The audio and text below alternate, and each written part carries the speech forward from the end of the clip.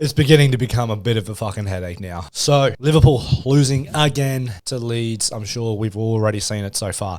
Liverpool losing at home to Leeds United 2-1. And that's back-to-back losses now to two teams in the relegation zone who haven't won a game since August. Let that be said. Haven't won a game since August. So it's dark, dark times at Liverpool. The win that we had against Manchester City and then the win against West Ham midweek, we looked like we were just starting to get on a bit of a trend. You know, we beat Rangers, we beat City, we beat West Ham. It's like, okay, that's 3 wins on the bounce now. We're starting to make some moves. Then woeful performance against Forest, absolutely woeful. And then this result against Leeds just compounds the misery and the state of where Liverpool is right now. We are miles, and I mean fucking miles, off being a competitive football side and off being a side that compete for trophies. We're fucking miles off. And this video is just going to be some things I wanted to touch on. I'm going to jump into a few reasons. I'm going to break it down. Maybe a list of 5, I don't know. I'm just going to give you some of my thoughts and my reasons to why I think this is actually happening. I want to dissect this properly because I think it needs to be said. There are a lot of issues going on at this club. It's not just one thing in particular, and I want to jump in and talk about this. So make sure you follow this video. We're going to go over everything. We'll talk about owners, players,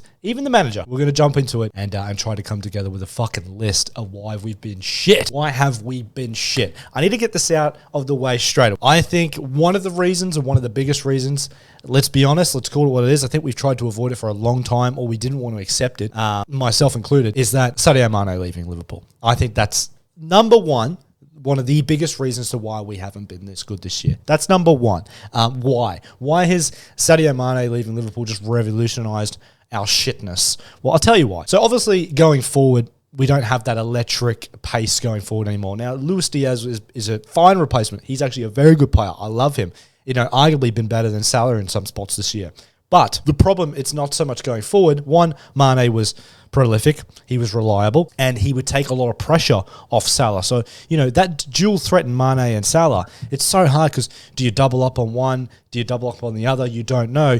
That's where Mane was so good. But the biggest thing for me is the transition in defense. So going backwards, that pressing ability and even just tracking back, Mane was so good at that. He had such a good chemistry with Robertson, and then he even had such a good chemistry with the midfield. So we're missing that. That is completely gone. We now don't have that counter-attacking press, where what I mean by that is when we lose the ball in transition and the other team is breaking on us, we seem to really struggle to get back. Mane was a real big pivotal role in that. That's one of the reasons why we're suffering. Losing Mane is crucial. And the fact that we've got Diaz and Jota both injured, who are the two replacement left wingers that we have in the squad. We don't have another one now. It's massive, massive problems. That's the first biggest reason to why we are shit. Second thing, and this is another thing I want to touch on. Now, everybody can say that FSG haven't been great owners. That's what everybody keeps saying. They haven't backed Klopp well enough in the transfer market, yada, yada, yada. And I do agree to some extent. I just want to premise one thing. I don't want to slag FSG off because I think what they've done for our club as a whole has been fantastic. They've built new stands. They've generated income for the club. They took us out of debt. We don't run at a loss anymore. They made us competitive. They're the ones that got Jurgen Klopp. They have backed him to a certain degree and made us competitive again. That's obviously all credit to Klopp and his team, what he's done with the players, no doubt. But they have made us, again, a powerhouse in world football. That's about all the credit they get. Because the biggest thing in football, and we've all seen it as year gone by, with Sir Alex Ferguson, fucking Jose Mourinho, Arsene Wenger, you name it, all the managers of the past. How you become a dynasty is being able to reinvest in the squad, being able to freshen things up when you need to. And this is my only criticism for FSG, and I think it's starting to really hit us hard, is now we're not reinvesting in the squad. We're not freshening things up. Yes, we bought Darwin Núñez, Luis Diaz. That's two great signings there. We've made a couple signings in the back line with Konate and Tsimikas. That's great. But the midfield, the engine room, this is where you win and lose titles. We have not revamped this midfield for 4 years. That is a problem, and it's been a problem really. Let's be honest. It's been a problem since Wijnaldum's left. And what I mean, I know we were fantastic last year. We played in every single final. We played in every game. But when Thiago was out for large periods last year, we did struggle. So Naby Keita was all right, but he's injury prone, and that's also the problem. We have too many injury-prone players, and they're getting older. They're injury prone, and we're not reinvesting. It's not a surprise that we're getting overrun in the midfield now because they're just getting older. They look cooked. They look gassed. and we need some new investment. This is my biggest worry for Liverpool. Now, everybody talks about FSG not backing Klopp, and I think that is kind of granted to some degree. We usually have to sell players before we reinvest. That's usually what happens. However, I'm going to find this video, and I'll link it in the description, because this was very, very, very eye-opening for me. It was an interview done in July by the Anfield Wrap. If you haven't followed them, I will leave their link to their channel down below. They're massive. You'll probably know who they are. They did an interview with Klopp in July this year, and they asked him about midfielders, and his response was more eye-opening than anything else. He said that they didn't need any midfielders, and why people kept asking him that they needed midfielders shocked him. He couldn't understand it. Now, if that's what Jurgen Klopp thinks, if that's what he's going into the season with, if that's what he approaches every game with, it's no wonder we lose football matches. If anybody with an ounce of football knowledge can't see that we need another engine room type player, we need a workhorse. We need somebody in there that's going to run for the ball. There's no legs in that midfield anymore. They're done. Jordan Henderson's done. Fabinho, he shouldn't be done for his age, but he's not playing well. Maybe he's out of form, just having a bad year. That can happen. James Milner, as I love the effort. I love that he's utility. He can go anywhere, but he's not the player he used to be. And Thiago, albeit classy, great technique, I have him in my side every week. He's not running after the ball as a workhorse. Yes, he does track back sometimes, but he's not an engine. You know what I mean? He's there for his technical ability. Don't even get me started on Naby Keita, Oxlade-Chamberlain, and Curtis Jones. Curtis Jones has had a bad year. I know he's come off injury or whatever. I don't think Curtis Jones is it.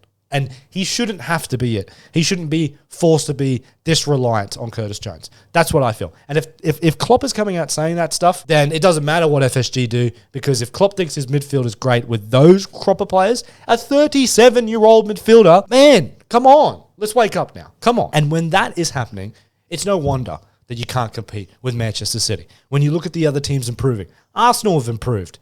Tottenham have improved, albeit they've had some bad results. They improved. Chelsea are going to improve with Graham Potter, and they have money.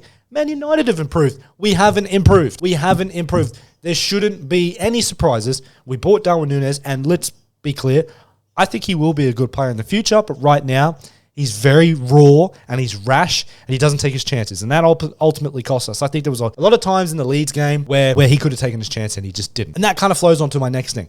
You know the amount of times when we won the league in 1920, and even last year, the amount of times we played shit, but we'd find a way to win? That's because we had quality up top.